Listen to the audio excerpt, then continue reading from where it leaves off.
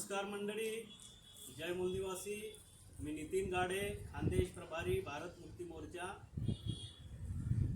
Social मीडियावर एक विधान फिरत आहे की मनुस्मृती जाणणाऱ्याने मनुस्मृती जर वाचली असती तर ती जाणली नसती. हा सरळ सरळ भारतरत्न डॉक्टर बाबासाहेब आंबेडकरांवर त्यांनी आरोप केलेला आहे. शरद पोंक्षे त्यांचं नाव आहे.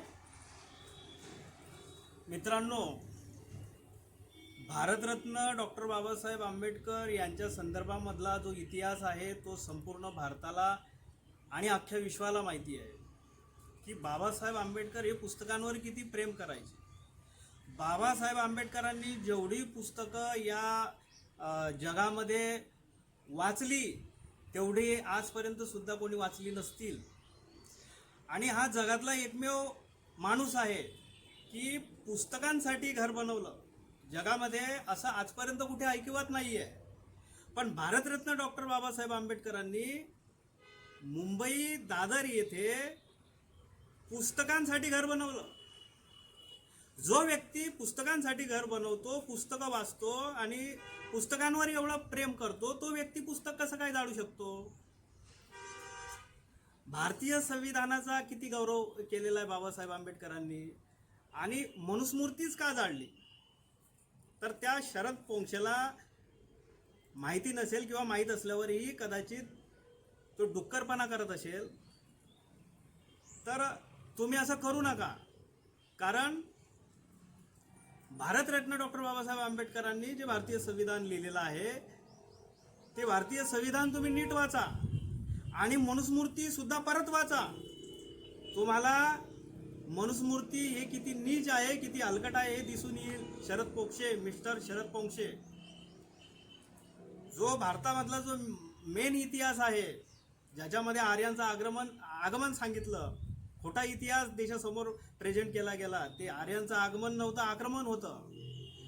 आणि इथल्या बहुजनांना हजारो वर्ष गुलामीमध्ये पिचत ठेवलं, महिलांवर दास्यत्व सोपवलं. ते कुठेतरी जाऊन कितीतरी महापुरुषांनी त्यांचं प्राणपणाला लावलं. बाबासाहेब आंबेडकरांच्या काळामध्ये त्यांनी भारतीय संविधान लिहिलं आणि त्याच्यानंतर ह्या आताच्या शतकामध्ये कुठेतरी हे बहुजन त्यांच्या ऐटीमध्ये जगत आहे.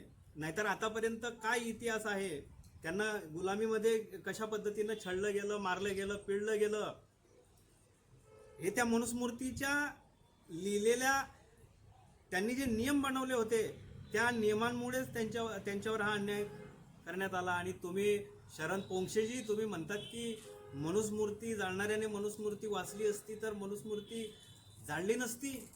हे विनाकारण तुम्ही आरोप करू नका. या देशाला तुम्हाला उत्तर द्यावं लागेल. तुम्ही जे तुमची विचारधारा, गोळवलकरांची विचारधारा जी या समाजमनामध्ये पसरवण्याचा प्रयत्न करताय ना, तर ती करू नका.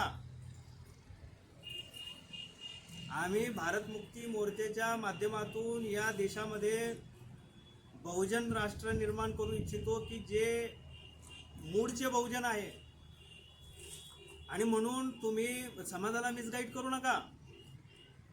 मनुस्मृतीने इथल्या बहुजनांना नाकारलं, हेटाळलं, फेटाळलं, त्यांना न्याय हक्क अधिकारापासून वंचित ठेवलं.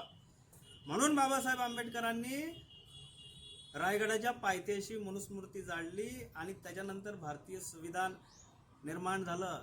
त्या भारतीय संविधानाचा आभार माना की तुम्ही खरं बोलताय, खोटं बोलताय, तर तो भारतीय संविधानाने तुम्हाला जो राईट दिलेला आहे त्याच्यामुळे तुम्ही बोलताय. पण त्या संविधानाचा तुम्ही गैरफायदा घेऊ नका. तुम्ही त्याचा सन्मान करा आणि जे उचित आहे तेच बोला, जे खरं आहे तेच बोला. नाहीतर तुम्हाला या जनतेला उत्तर द्यावं लागेल. तुम्हाला मी या व्हिडिओच्या माध्यमातून संदेश देऊ इच्छितो की तुमच्यामध्ये जर एवढी ताकद आहे, एवढी हिंमत आहे, एवढी अवकात आहे, एवढी वैचारिक क्षमता आहे तर तुम्ही डेबिट करा आमच्या लोकांशी. दूध का दूध, पानी का पानी हो जाएगा. मनुस्मृतीने आजपर्यंत या भारताला काय दिलेलं आहे त्या डेबिटमध्ये तुम्हाला दिसून येईल.